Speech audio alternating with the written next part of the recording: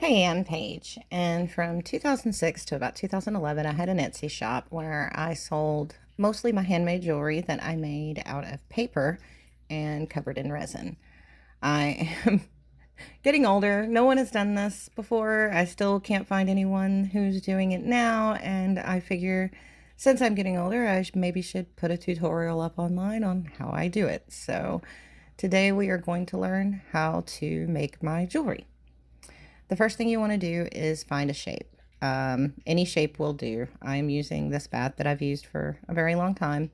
Um, it's one of my favorites, and you're just going to trace it out and cut it exactly the same shape, two of them, and they need to be able to match up. Well, you need to be able to put them together so that they perfectly match up.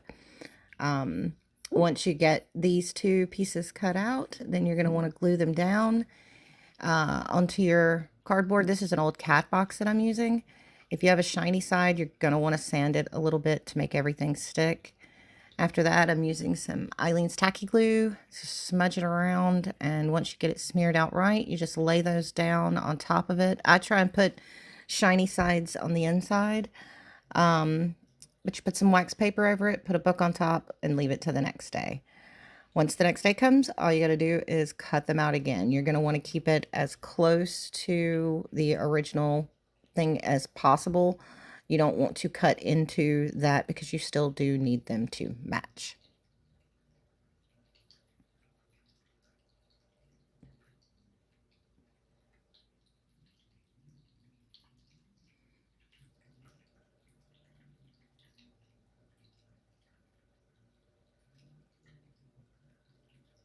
All right, once you get those two pieces done, then make sure they match up together, and it's time to make a jewelry pin. The way that I do this is I just take a piece of floral wire and twist it around my jewelry pliers, flatten it out so that it looks nice. That's it. The spiral in the twist keeps it in the jewelry piece really, really nice. Um, Once you have that, you just need to put a very thick layer of tacky glue onto one of the pieces, put your jewelry pin where you want it to go, and then lay your other piece on top so that they match. You're going to have to smush and smush and get out any of that extra glue, but you want a lot of glue. You don't want to smush it so that it like completely flattens, but you smush it enough so that you have a thick layer of glue in there, and then you clamp it with whatever you got. I'm using the same clothespins I've been using for 20 years that are covered in resin and glue and paint and everything else, but you can use alligator pins or clamps or literally anything. It just needs to be clamped together and stay that way until it's completely dry, overnight. Once it's dry, I am painting this one black because I'm going to use a mica powder on it. So I wanted a black background. And once you start using your color, whatever you're doing on it, you're going to need to fill in those edges really, really well. The the where the cardboard is glued together, it's a lot of like ridges and stuff, and you're just going to want to kind of use get the paint down all into those. And once it's painted, you're going to need a place to let it dry. And well, for me, I have this guy. And it's just a few Dollar Tree crates stacked with floral wire sticking out everywhere so that I can hang mass batches. So now I'm mixing the mica powder with the Mod Podge. The piece needs to be coated in Mod Podge anyway, and the doing this will get the Mod Podge, the sealing things, steps started. But like I said, you're going to want, same with the paint, you're going to want to get all into those little nooks and crannies around the edges. They are the most important, especially up around the jewelry pin. You're going to want to make sure that has a tight seal there. I don't know if you've ever seen what resin does to paper, but it is not pretty. So the way that this works is the Mod Podge completely seals the paper in, so the resin never actually touches the paper. This is just one coat, and once I hang it up to dry, I can still see the black through it quite a bit.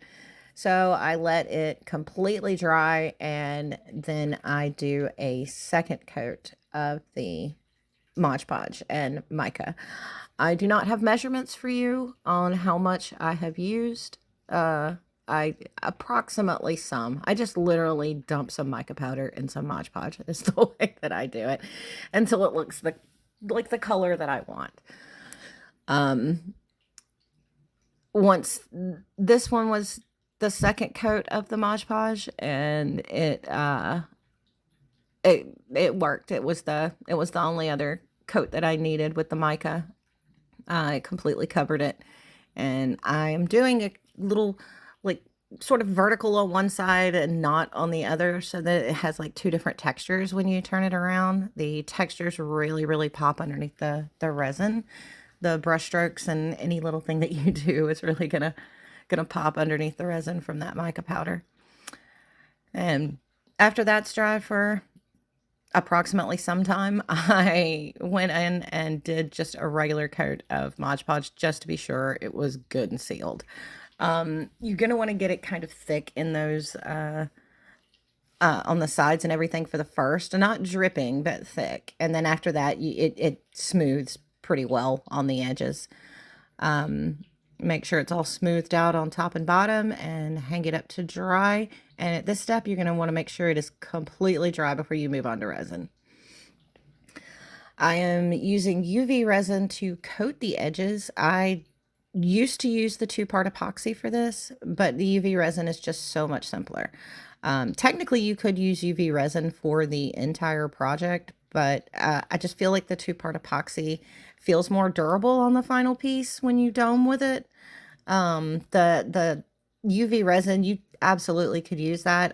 I don't like the look and the weight of it. It doesn't feel as sturdy as the 2-part epoxy. So it's just a thin layer, and once it's cured, you're ready to move on to your 2-part epoxy. And as we do this, we're just going to dome it the same way that you would dome any other resin project. Pull it all the way to the edges. Yeah, occasionally I do get spills, but it's not as often as you think. And you just pull it all the way to the edge, set it down, let it set for 24 hours. After 24 hours, you get that nice glossy, oh, it's so pretty. And turn it over, and we're going to do the other side. And at this point, I did grab a pipette because I'm very out of practice, y'all. And I was just grabbing things that were near me on my table. So I'm not used to doing this anymore as much, especially like the way that I did it before. But that's all you're going to do is just dome this one the same way you did the other. Look at those vertical streaks. Oh, it's so pretty. And after this, your piece is done. And I think it looks great. The edges are all nice and sealed. It's everything's nice around the pen. So because it is coated in the resin completely, it is water resistant, but not waterproof. Don't get in the shower with it on. Don't, but if somebody splashes water on you or you get caught out in the rain for a few minutes, it's going to be fine. I am about to show you what it looks like on a chain. It's going to be a gift for a friend of mine, and I hope she likes it. But that's the final product, and I hope you liked it. And I will do another one soon. Thanks. Bye.